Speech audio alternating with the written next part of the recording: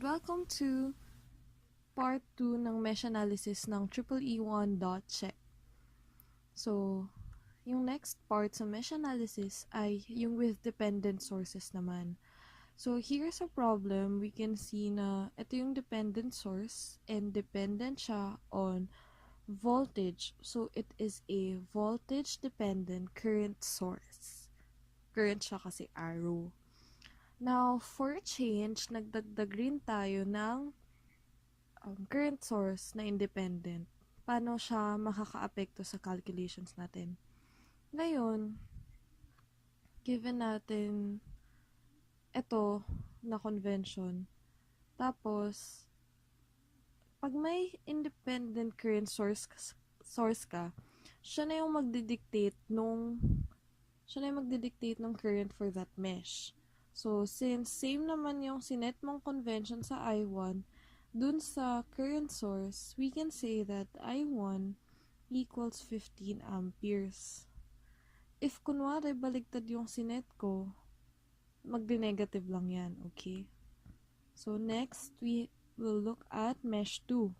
So, sa mesh 2, yun yung normal na mesh. So, 0, kasi 0, walang source. And then, for I1, tingnan mo yung intersection ng I2, ng mesh 2 sa mesh 1.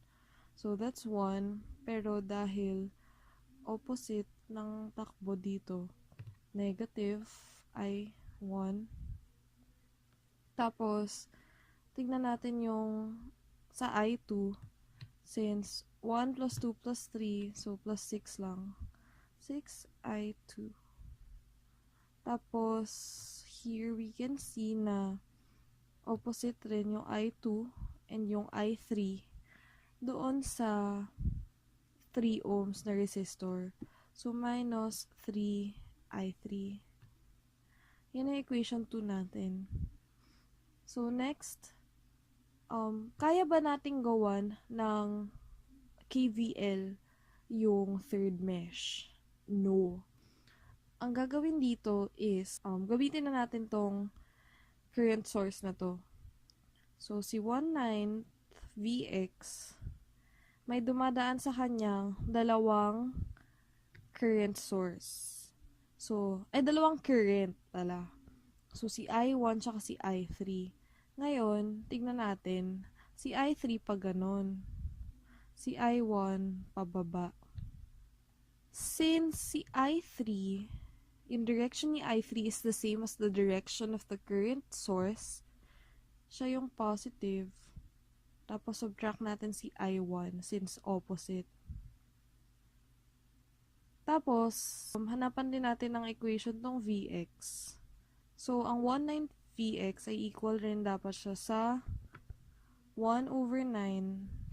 So, si Vx ay equal siya sa R, yung resistance na meron siya. So, 3 times ano yung current na dumadaan sa kanya. So, I3 minus I2. Bakit I3 minus I2? Remember na yung I2 pumasok siya sa negative. Ito yung negative side ng Vx. So, negative rin siya. Si I3 naman, pumasok siya sa positive. So, positive din siya. So, anong nangyari dito? Pinalitan natin yung Vx ng IR. Kasi, yun yung equation niya. So, ang third equation na natin ngayon is, ito, I3 minus I1 equals 1/9 3 times I3 minus I2. Ngayon, if simplify mo lahat yan, makakasolve ka ng final answer na. So, double check nyo yung sagot nyo, tapos take note ng tatlo nating equation. Yung una is yung independent current source na since same naman yung direction nung sinet mo dun sa direction ng current source, positive siya. Yung number 2 equation ay yung normal ng KVL sa mesh 2. And yung third equation, ginamit na natin yung dependent current source and kung saan siya dependent. So, yun yung inequate mo. And, yun yung final answer.